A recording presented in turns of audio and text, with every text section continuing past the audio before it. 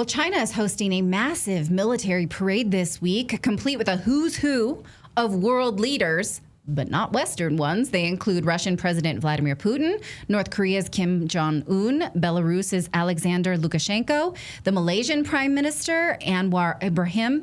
President Trump told reporters on Tuesday that he saw this as no threat at all. He said, no, I'm happy for them. That's cool that they're doing this. But then he posted this really aggressive post about it, saying that, yeah, they should have a good time as they conspire against the United States and that they need to remember that Americans died to help China gain their freedom from Japan. Talk about main character syndrome. Okay. What does this mean? Who knows? But conspiring against America hardly sounds like what he said earlier, which was that he had a really good relationship with President Xi. So I don't know. Maybe he has FOMO that he didn't go. There were rumors that he would be invited, but he never ended up on the guest list. So maybe he's just sad about that. I mean, it does look like a cool event. Maybe we would have all had a nice time. But this was not just about pageantry, because China showed off some of the most cutting edge weapons systems around. One of them is called the Guam Killer, as in it has the ability to delete the U.S. base in Guam. Should we be intimidated by that? Well, joining us to discuss is Chris Lito. He's a retired F-16 pilot and the host of the Lito Files. So thank you so much for joining us. What do we make of the Guam Killer? Are we intimidated? Hi, Natalie. Thanks for having me. Yeah, the Guam Killer, there's many systems. They have thousands of weapon systems that could effectively target Guam. This that they're talking about is a new hypersonic missile. It's actually upgraded the DF-17. So hypersonic means it can fly faster than Mach 5. So that's basically, 1,000 miles per hour. And it's very difficult to target something traveling that fast. So that's the new systems coming on board, is these new hypersonic missiles. Very difficult to shoot down with Patriots, et cetera. Okay, so when you look at this as a whole, are you impressed with this list of weaponry here? And does it feel like those of us in the West, like, what do we got? Do we got stuff like that? I'm sorry to say it like this because I'm not an expert in weaponry. Yes, we definitely have all this stuff and then some. It's much easier to catch up in technology than it is to innovate and create your own new technology.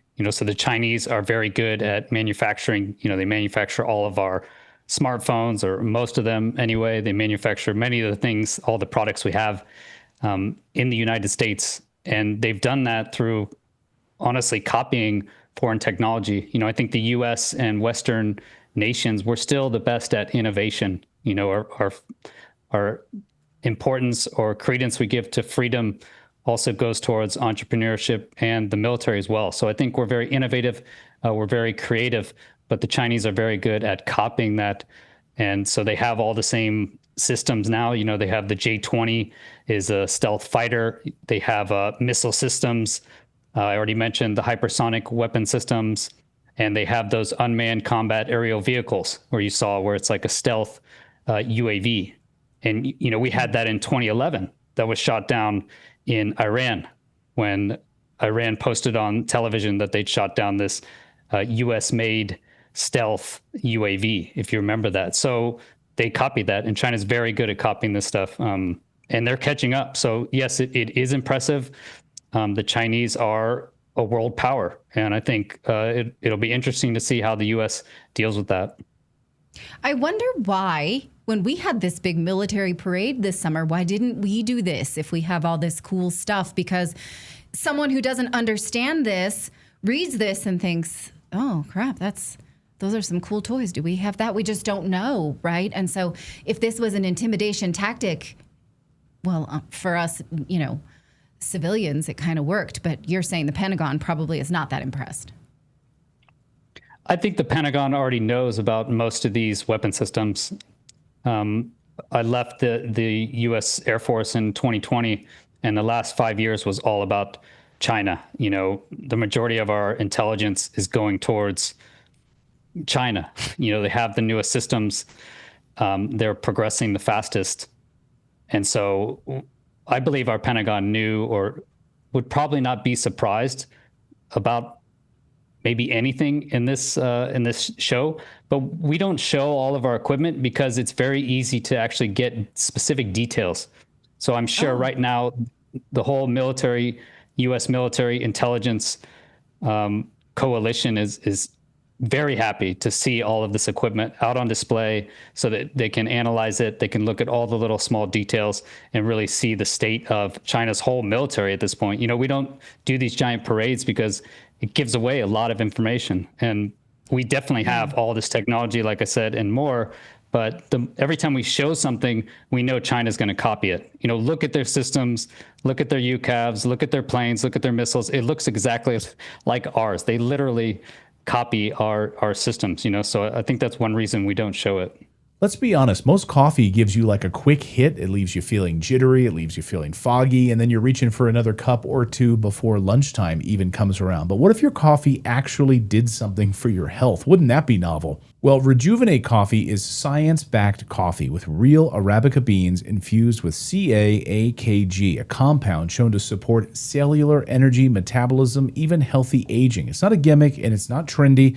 It's built for people who take their health seriously, who want to show up with focus and strength every single day. If you care about how you feel and how you feel 10 years from now, this is your coffee. So go to 1775coffee.com and use the code REDACTED right now to order your Rejuvenate coffee today. Fuel your body, protect your future, Rejuvenate. And so what do you make of giving these weapons a name like Guam Killer, which is where U.S. base is? I mean, that's very aggressive. Do we ever name weapons like that? Like, this is the China taker outer? That just seems, It's like something our kids would say. Right. Yeah. I'm sure you've heard of the Moab, the mother of all bombs. Basically a version of that was dropped in Iran. Yeah, we do name weapons, but we still spend more than the Chinese. We spend around, I think, $935 billion was the last number I saw on our military budget, the U.S., and that's more than any nation has spent over the last 20, 30 years. China is catching up, though. They spend $250 billion, so like $250 billion, but everything's cheaper in China, right? So that almost equates to how much the U.S. spends, up to, say, $700 billion on the high end. But the U.S. still spends nearly $1 trillion. So we outspend China on our military still, even if you talk about the cost difference. I think a lot of it is to maintain the military. You have to remember the military has a political arm, which is in the U.S., and you have a very large military industrial complex that needs to keep funding weapons programs. And so, sure. Yeah, it's political. The military has a political arm.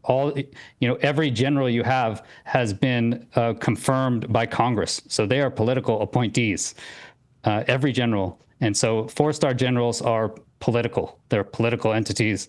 And so a lot of this is to use fear or some level of tension to ensure that programs are still funded. I wouldn't be surprised if naming this the Guam Killer, the end goal is to actually show that we need some sort of anti-hypersonic missile defense technology. I wouldn't be surprised. Or for sure our contractors are using it. China didn't call it the Guam Killer. They're not specifically threatening Guam. Okay.